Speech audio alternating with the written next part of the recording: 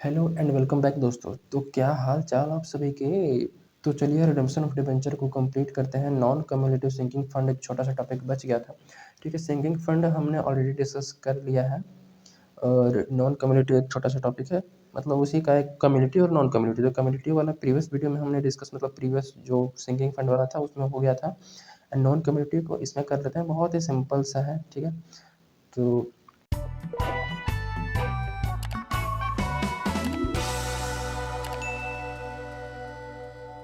Non cumulative sinking fund में simple सा logic ये है कि जो इंटरेस्ट सिंकिंग फंड इन्वेस्टमेंट का है is not reinvested but transfer to profit and loss account. जैसे कि हम क्या करते थे पहले कि लेट सपोज ये हमारा 2 साल के बाद यहाँ पर हमने इशू किया है। ठीक है, तो ये पूरा पैसा ये मतलब कि यूज़ करेंगे। उसके बाद यहाँ पर हमने सिंकिंग फंड अकाउंट बनाया था। ठीक है, फिर इसका पैसा जो बैंक में पड़ा होगा उसको हमने सिंकिंग फंड इन्वेस्टमेंट किया। ठीक है, तो जो यहाँ से हमें 1 साल के बाद हमें इंटरेस्ट मिलेगा तो हमें इंटरेस्ट रिसीव करते थे और इंटरेस्ट का पैसा कहाँ, सिंकिंग फंड में ट्रांसफ़र किया जाता था। ठीक है, और प्रॉफिट एंड लॉस से फिर सिंकिंग फंड में और फिर दोनों पैसे को इन्वेस्ट किया जाता था। लेकिन यहाँ पे क्या करना है, जो इंटरेस्ट का पैसा होगा सिंकिंग फंड में नहीं डालेंगे, इंटरेस्ट को पैसे को डाला जाएगा प्रॉफिट एंड लॉस अकाउंट में। ठीक है, प्रॉफिट एंड लॉस अकाउंट में नॉर्मली ट्रांसफ़र कर देंगे और प्रॉफिट एंड लॉस से जो हमारा ईयरली का कंट्रीब्यूशन है वो केवल सिंकिंग फंड में कंट्रीब्यूट होगा। ठीक है, तो अब ये हमें करना है। ठीक है, अकाउंटिंग ट्रीटमेंट की बात कर लेते हैं कि एंड ऑफ फर्स्ट ईयर क्या होगा। तो वही जो नॉर्मल एंट्रीज पहले भी होती थी कि statement of profit and loss account debit to sinking fund annual contribution question से निकाल लेंगे कि कितना हमें कंट्रीब्यूट करना है। ठीक है, और ये हमें सिंकिंग फंड में ट्रांसफ़र करिए और सिंकिंग फंड का जो पैसा बैंक में पड़ा होगा इन्वेस्ट करेंगे तो सिंकिंग फंड इन्वेस्टमेंट डेबिट हो जाएगा और बैंक क्या हो जाएगा, क्रेडिट हो जाएगा। ठीक है, उसके बाद at end of second year और लास्ट ईयर को छोड़ के, ठीक है, अब इन्वेस्टमेंट हमने यहाँ पे किया है। ठीक है, तो यहाँ का इंटरेस्ट मिलेगा तो इंटरेस्ट रिसीव करेंगे bank account debit to interest on sinking fund investment. ठीक है, जो सिंकिंग फंड इन्वेस्टमेंट किए थे उससे हमें इंटरेस्ट मिला है। अब इस इंटरेस्ट को हम पहले क्या करते थे, सिंकिंग फंड में ट्रांसफ़र करते थे, लेकिन अब प्रॉफिट एंड लॉस में ट्रांसफ़र करेंगे नॉन क्यूमुलेटिव मेथड के अंदर में। ठीक है, तो लिखेंगे interest on sinking fund investment account debit, जो इंटरेस्ट मिला है उसको ट्रांसफ़र कर देंगे to profit and loss account या फिर statement of profit and loss. ठीक है, नॉर्मल इनकम की तरह इसको ट्रीट करा जाएगा इस मेथड में। ठीक है, उसके बाद पांचवा में सिंपल एनुअल कंट्रीब्यूशन फिर करेंगे। ठीक है, SPL statement of profit and loss account debit, ठीक है, to sinking fund account, sinking fund में पैसा डाल दिया जाएगा और छठवां में फिर इन्वेस्टमेंट करा जाएगा। जो यहाँ पे आएगा वही उसी पैसे को हम इन्वेस्ट करेंगे, क्योंकि इंटरेस्ट का पैसा तो अब क्लब हो नहीं रहा है तो इन्वेस्टमेंट नहीं होगा वो पैसा। ठीक है, तो यहाँ पे हम लोग sinking fund investment account debit, ठीक है, टू बैंक अकाउंट, जो पैसे हम सिंकिंग फंड में ट्रांसफ़र किए थे उसी पैसे को इन्वेस्ट कर देंगे। ठीक है, तो ये सेकेंड ईयर की एंट्री हो गई। अब लास्ट ईयर में क्या होगा, जैसे नॉर्मल होता है वैसे ही at the end of last year. ठीक है, at the end of last year, यानी कि जिस ईयर हमें रिडीम करना है, तो जिस ईयर रिडीम करना है तो सबसे पहले उस ईयर में भी इंटरेस्ट मिलेगा। ठीक है, तो बैंक अकाउंट डेबिट,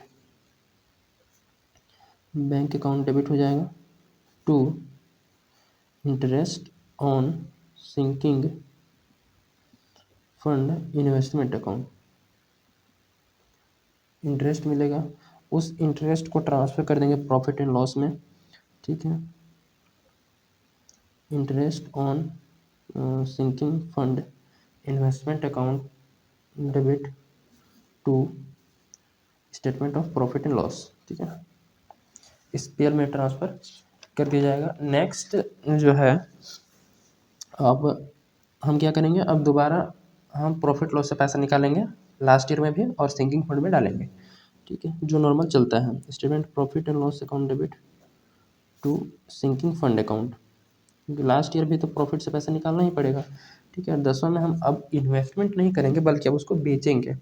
ठीक है, जो हम यहाँ पर इन्वेस्टमेंट अभी तक कर रहे थे, ठीक है, जैसे कि ये देखो हमने यहाँ पे इन्वेस्टमेंट किया था sinking fund investment account debit to bank, यहाँ पे इन्वेस्टमेंट किया था। ठीक है। फिर यहाँ पे इन्वेस्टमेंट हुआ था, उसी तरह हर साल इन्वेस्टमेंट हुआ होगा, हर साल इन्वेस्टमेंट हुआ होगा, तो इस बार इन्वेस्टमेंट नहीं करना है, उस इन्वेस्टमेंट को बेच देना है, तो उल्टा एंट्री हो जाएगा, बैंक में पैसे आ जाएंगे, बेचोगे तो bank account debit to sinking fund investment, एक एसेट कम हो जाएगा, ठीक है। एसेट कम होता है तो क्रेडिट होता है, एक एसेट बैंक बढ़ जाएगा क्योंकि बैंक बेचोगे तो बैंक में पैसा आएगा, ठीक है। और क्या बेच रहे हो, सिंकिंग फंड इन्वेस्टमेंट, तो वो कम हो गया, ठीक है।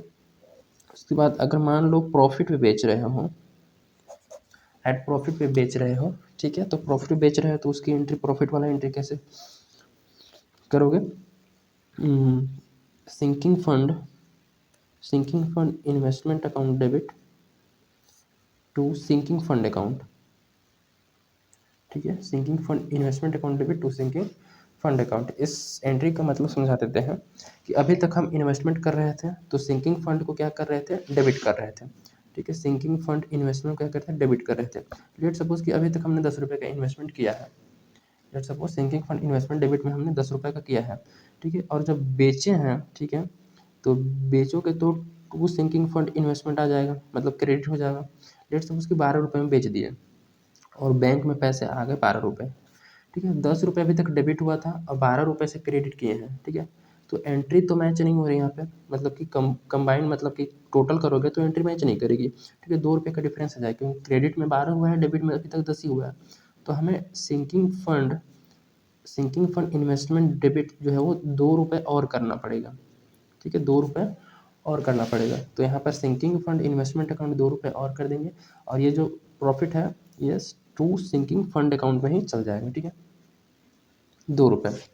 उसके बाद 12वां एंट्री होगा एट, अगर लॉस मान लो आपने सेल किया है तो जस्ट एंट्री को रिवर्स करो, sinking fund account debit to sinking fund investment account, ठीक है। लॉस हुआ है तो ये, इसका वही लॉजिक सिंपल है। मान लो 10 रुपये अभी तक क्रेडिट किए थे, ठीक है, 12 की जगह 8 रुपये में बेचे हो, 12 की जगह कितना, 8 रुपये में बेचे हो, ठीक है। तो 10 रुपये क्रेडिट डेबिट हुआ और 8 रुपये ही क्रेडिट हुआ है, तो 2 रुपये और यहाँ पर हमें क्रेडिट करना पड़ेगा। सिंकिंग फंड इन्वेस्टमेंट 2 रुपये से और क्रेडिट हो जाएगा, ठीक है, तो ये हो जाएगा। उसके बाद सिंपल सी अब रिडम्पशन की एंट्री पास करनी है, ठीक है। 13 नंबर की एंट्री हो जाएगी कि debenture account debit to debenture holder, due कर देते हैं to debenture holder account. Narration में मान के चल रहा हूँ कि आप लोग लिख लोगे, ठीक है। 14th नंबर की एंट्री हो जाएगी debenture holder account debit to bank account, bank से पैसे डिवेंचर होल्डर को पे हो गए, ठीक है। Bank payment of debenture holder made. फिर लास्ट एंट्री 15 नंबर की होगी, जो हमने सिंकिंग फंड अभी तक क्रिएट किया था, यहाँ सिंकिंग फंड क्रिएट किया है, ठीक है। और लास्ट ईयर में भी सिंकिंग फंड में पैसा हमने डाला हुआ है, ठीक है।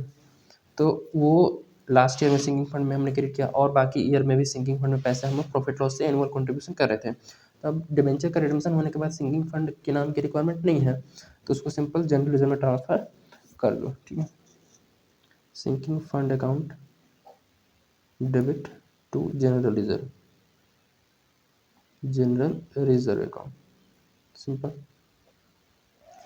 ये एंट्री हो जाती है। नॉर्मल सी एंट्री है, अकाउंट आप लोग बना लोगे एंट्रीज को देख देख के, ठीक है। जैसे पहले भी अकाउंट था वैसे ही नॉर्मल सिंपल है कि बस जहाँ पे इंटरेस्ट मिलेगा उस इंटरेस्ट को हम प्रॉफिट लॉस में ट्रांसफ़र करेंगे, सिंपल, ठीक है। बस डिफरेंस इतना ही है और कुछ नहीं है। और जो एनुअल कंट्रीब्यूशन, ठीक है, वो हमें ईयरली क्वेश्चन बता देगा, ठीक है। लेट सपोज कि एग्जांपल के रूप में अगर मैंने 80,000 का डिबेंचर इशू किया है, ठीक है, जो कि रिडेम्पशन करना है आफ्टर 4 ईयर, ठीक है, 4 साल के बाद रिडेम्पशन करना है, तो डिवाइड कर लेंगे 4 से। इसमें टेबल ओबल क्वेश्चन में नहीं देगा, ठीक है, टेबल ओबल क्वेश्चन में नहीं देगा। तो भाई 20,000 हर साल हमें कंट्रीब्यूट करना पड़ेगा, ठीक है, 20 साल। और जो इंटरेस्ट आएगा वो हम प्रॉफिट लॉस में डाल देंगे, ठीक है, 20,000 हर साल। तो ये मान लो 1 2 3 और 4th ईयर, ये मान लो यहाँ पर इशू हुआ है, ये फर्स्ट ईयर का एंड, सेकेंड ईयर का, थर्ड ईयर, फोर्थ ईयर का एंड, ठीक है। तो 20,000 यहाँ से निकाल के प्रॉफिट लॉस से सिंकिंग फंड में डालोगे, 20,000 यहाँ से, 20,000 ये थर्ड ईयर से और 20,000 फोर्थ ईयर, ठीक है। तो 80,000 हो जाएंगे, ठीक है। इन्वेस्टमेंट तुम्हारा 3 ही बार होगा, चौथा बार इन्वेस्टमेंट नहीं हो पाएगा, ये इन्वेस्टमेंट नहीं हो पाएगा लेकिन सिंकिंग फंड में आ जाएगा, ठीक, तो नॉर्मल सी चीज़ें हैं ये, और कुछ ज़्यादा नहीं है खास, ठीक है। ट्राई करना, क्वेश्चन सोल्व करने की वेरी इजी है, हो जाएगा, ठीक है। सो यहीं पे ख़त्म करते हैं और इस चैप्टर को भी, ठीक है। तो लाइक शेयर सब्सक्राइब दबा के करिए और मिलते हैं नई video. Till then thank you.